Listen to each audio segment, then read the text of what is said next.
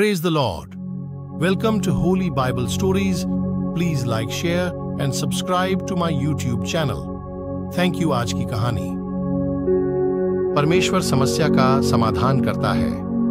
एस्तर नामक खूबसूरत लड़की को रानी बनाने के लिए क्षयर्ष राजा ने अपने महल में बुलवाया।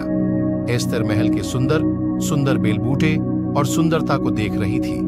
एस्तर का चचेरा भाई मोर्दकै था, जो इसी देश में बंधुआ था, जिसे बाद में राजा के राजमहल में एक पहरेदार की नौकरी मिल गई थी। ये दोनों थे मतलब केवल परमेश्वर यहोवा को ही दंडवत करते थे और किसी को नहीं।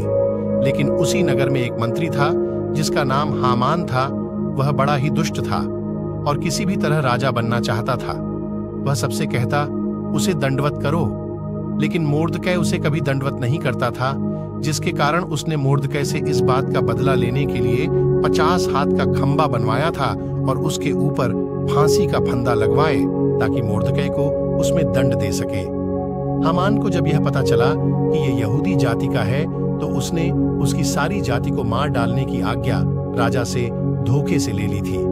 लेकिन जब एस्तर को यह पता चला और वह जब रानी बन चुकी, तो उसने एक दिन प्रार्थना और उपवास के साथ राजा को सब कुछ बता दिया कि मैं यहूदी हूं और यह हामान हमारी जाति पर संकट बना हुआ है। तब जब हामान को पता चला, तो वह रानी के पास गया, जो अपने बिस्तर पर बैठी थी।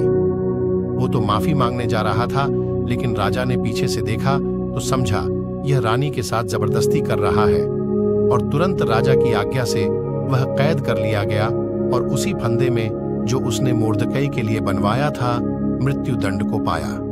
सीख: परमेश्वर प्रार्थना में समाधान निकालता है।